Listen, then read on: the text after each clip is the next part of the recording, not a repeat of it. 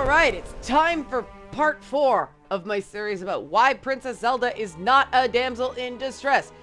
We're gonna touch today on one of my personal, absolute favorite Zelda games of all time, The Legend of Zelda: Twilight Princess. I'm super excited. 3 of my cats are actually named Link, Zelda, and Midna. That's how big a fan I am of this game. Now, before we dive in, couple clarifications from part 3. I do read your feedback. In a comment, someone pointed out that Nintendo intended to use zip disk technology, not CD-ROM technology, in the abandoned transition to disc tech that delayed Ocarina of Time. That is correct. Wasn't clear. And someone also suggested that Eponius was a better word to use for Zelda being the character whose name is on the game series than titular, but I thought Eponius might get confused for the name of Link's horse, who did not get any love in the Ocarina of Time video, which was an oversight because it was Epona's first appearance. And for those saying, who cares if she's a damsel in distress? Patience, young adventurers. We'll get to that in a future video. As I've done in past videos, a reminder of the definition I am using for this analysis and why. A damsel in distress is a female character that's put into immediate danger, afraid for her safety, life, and/or virtue in order to put the story in motion. It must be a definition of exclusion. The inherent innocence or helplessness of the damsel in question must be the plot motivator, not knowledge, special powers, or abilities she has. Otherwise, the label reduces the female character to her gender and is therefore sexist. All right, let's dive into Twilight Princess. Yay! Legend of Zelda: Twilight Princess was originally released in 2006 for the Nintendo GameCube and the Wii. It was the last first-party game for the GameCube and a launch title for the Wii, which might be part of the reason the Wii sold so very well. It's another Legend of Zelda game that's considered one of the best games of all time, and it was the best-selling Zelda game until the release of Breath of the Wild in 2018. For this video, I'll be using footage from the Wii U HD remaster from 2016 because the focus here is more on the story than the tech, and the aspect ratio is a lot better.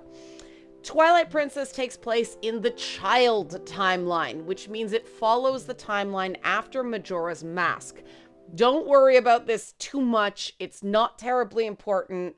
Also, don't worry, I haven't skipped Wind Waker, which came out before Twilight Princess, but that's the next video. I wanted to spread out the obviously badass depictions of Princess Zelda a bit. Because in Twilight Princess, it is kind of easy to miss how powerful and wise Princess Zelda is because she cedes the spotlight, pardon the light pun, to a new character in the Zelda universe. Midna. I love Midna. This is my cat, Midna. It's hard not to love Midna. She's strong-willed, she's sassy, she's got her secrets. Twilight Princess's more complex game mechanics required a lot more player hand-holding, so Midna gave the ongoing prompts for battles, grappling, and context-sensitive interactions a lot of personality. Not that there was anything previously wrong with Navi, but Navi didn't need to be a foil for Princess Zelda, but I'm getting ahead of myself here.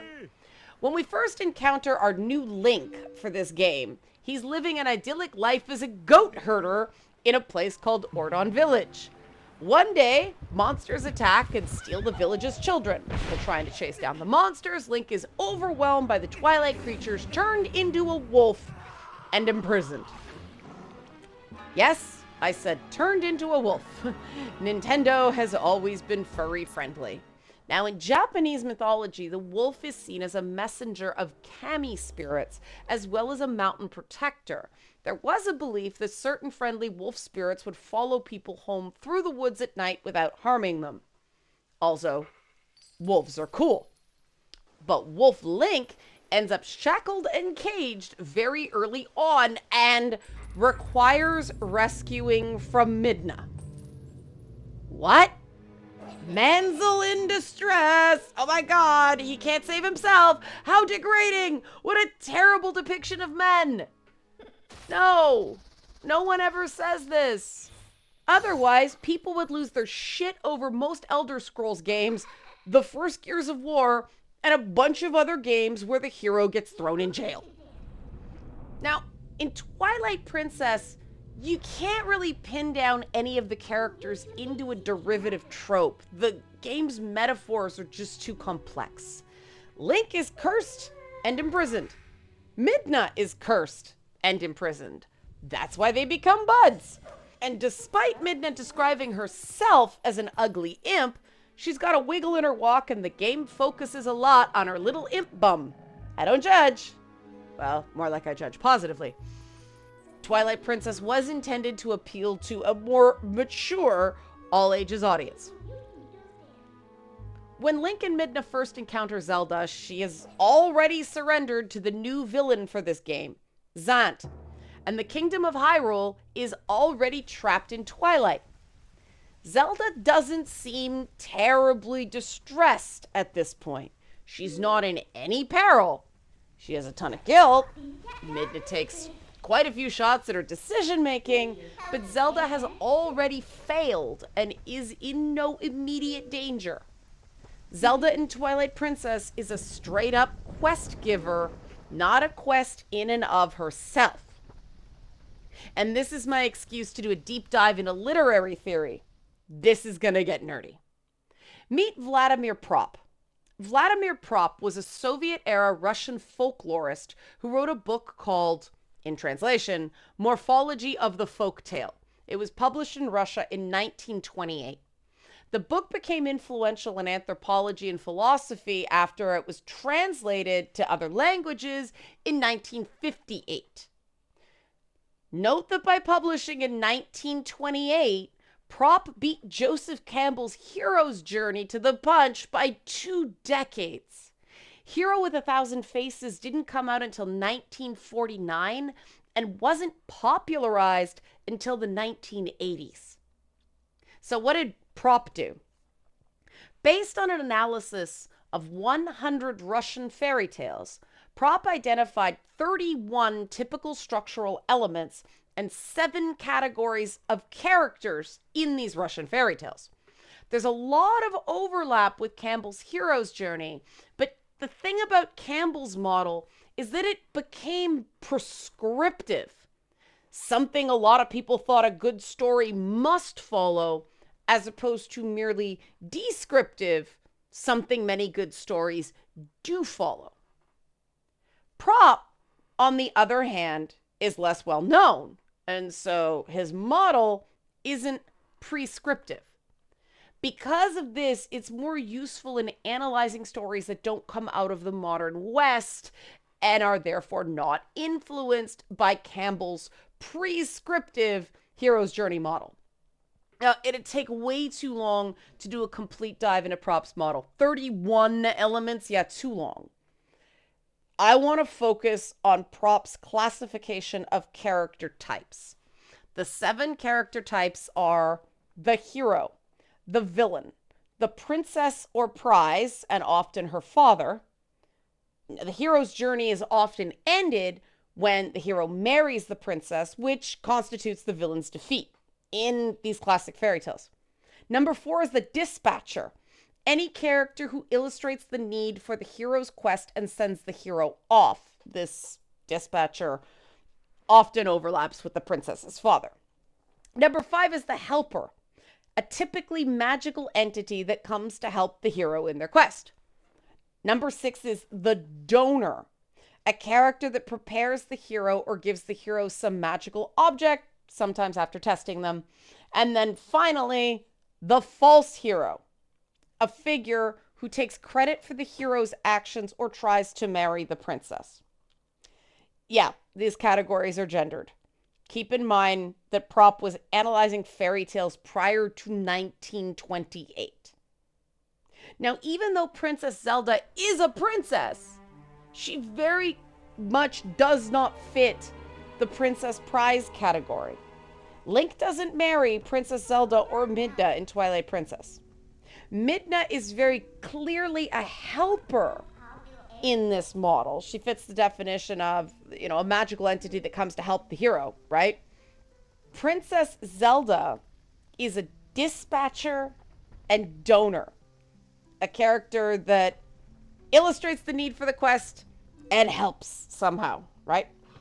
Looking at Princess Zelda as a dispatcher or donor, instead of getting hung up on the princess in a tower part, is useful. A fairy godmother is an example of a classic fairy tale donor. A fairy godmother gives Cinderella her ball attire, and Glinda the Good Witch gives Dorothy in The Wizard of Oz the ruby slippers or silver shoes in the book. Okay, she takes the shoes off a corpse, but still. The first thing Zelda does in Twilight Princess is sends Link and Midna to revive a series of light spirits and collect pieces called fused shadows that combine into a relic to defeat Zant. The first obvious ongoing donor in the game is the departed swordsman ghost, who teaches Link improved combat moves. Now, the departed swordsman is apparently the spirit of the hero of time Link from Ocarina of Time and Majora's Mask. Not that this is important, just an interesting factoid. Meanwhile, Zelda gives Link the light arrows later in the game, as she has in past games. But she plays an additional important role. After the expected end of second act, something goes horribly wrong moment in a Legend of Zelda game. After Link and Midna have collected all of the fused shadows, they're attacked by Zant, the game's bad guy. Midna refuses Zant's offer to join him, so Zant tries to kill her by blasting her with a light spirit. I am a ginger. This is a mood. I feel this. Link brings a dying Midna to Zelda. Zelda tells Link that he needs to retrieve the Master Sword to defeat Zant. Then she recognizes something significant in Midna and heals Midna, it looks like by exchanging life energies, but the game's not totally clear. And then Zelda vanishes. The suggestion is that she's dead. What? Self-sacrifice is not exactly in the damsel in distress MO, is it? This is more of a, if you strike me down, I shall become more powerful than you can possibly imagine, Obi-Wan Kenobi moment. Now let's take stock again in case you've gotten confused in all the plot twists. It's okay, it's a complicated game. By this point in the game, Link has basically agreed to be Midna's servant. Link is also cursed to be a wolf, even outside of the Twilight realm. Link's primary motivation to this point has been to save the children from his village, not Princess Zelda. He didn't even know who the heck Princess Zelda was when he set out. Zelda is not a damsel in distress. She's not the one Link is trying to save, and she sacrifices herself for the greater cause, and, I suspect, to atone for her surrendering Hyrule to Zant. Now, bit of a Japanese history tangent. Emperor Showa, known as Hirohito when he was alive, was the only head of state of an Axis country who wasn't executed or exiled after surrender at the end of World War II. But he did have to formally renounce his divinity as emperor. Make that as relevant or not relevant to Zelda's actions here as you like, because something super creepy happens near the end of the game. Zombie puppet Zelda. Yep, Zelda is a major sub-boss in Twilight Princess after her apparent corpse is possessed by Ganondorf, who, surprise, was secretly behind all of Zant's shenanigans. And he's gotta be defeated to break Link and Midna's curses and save Hyrule and the Twilight, Midna's people. After defeating Zelda, Link fights Ganondorf with Zelda's help. Like, literal help. She's got a bow that she shoots at Ganondorf from horseback. Horseback combat was a major new feature in Twilight Princess, so this is kind of a big deal. Now, how does Zelda come back to life?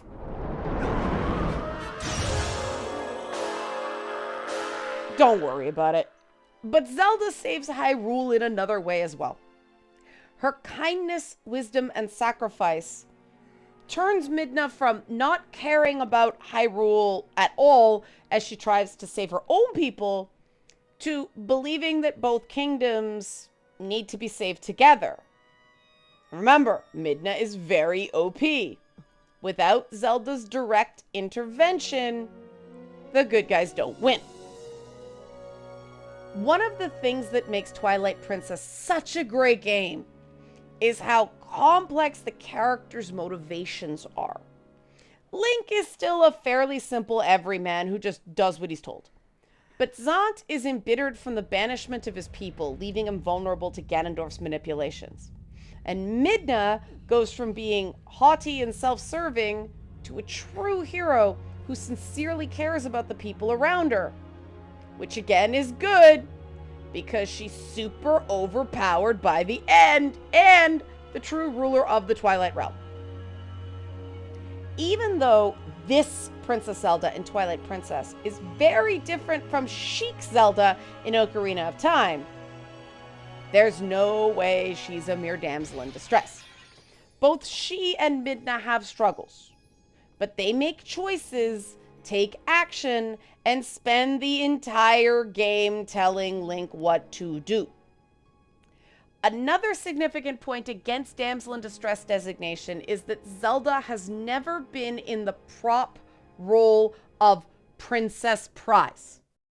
There's no suggestion that Link is doing any of this to win Zelda's romantic favor, and Link isn't even from Hyrule in this game. Link has never even been to Hyrule. Link has zero personal attachment to Zelda. He ends up in this story because he's taken prisoner, remember? There's no suggestion in Twilight Princess that women need saving from men, which is why feminist criticism tends to say the damsel in distress is bad.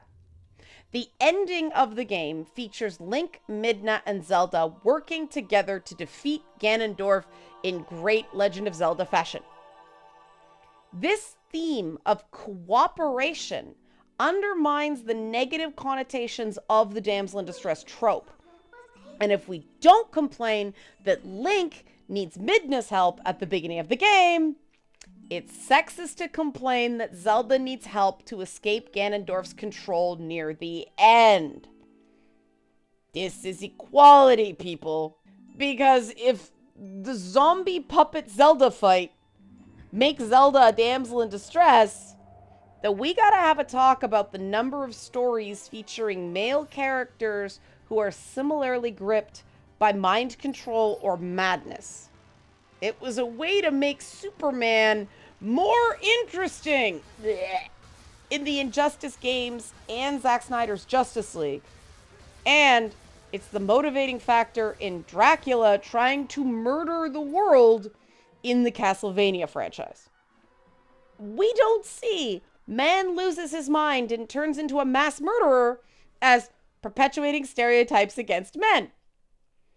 Even though that trope totally does, because it suggests that men have to consciously control homicidal urges and good men can turn evil, often due to the loss of a woman they love. So because we don't make that assumption, why do we assume that a story wherein a character who happens to be a man saves a character who happens to be a woman suggests that real-world women need help from men, instead of it being an indication that people need help from people? I'm going to leave it there. Next video is going to be on Wind Waker. Zelda in Wind Waker. If you like this content, help support this channel. Become a monthly patron. Patreon.com/LeannaK. Or if you want to talk about this more, you want to help somebody unpack issues related to masculinity, femininity. You can buy a one-time Leanna care session for someone who can't afford it, or yourself. The donations can happen on coffee.com/LeannaK. You can sign up for yourself in the link in the description box below, or you can use GoFundMe to help our groups. We now have men's groups and mixed groups, and that all happens through our Discord. And if you give to any of these services, you get an invite to the Discord around the 5th of each month. I send out the invites. Until then, thanks for watching and hope you enjoyed this. Wind Waker up next.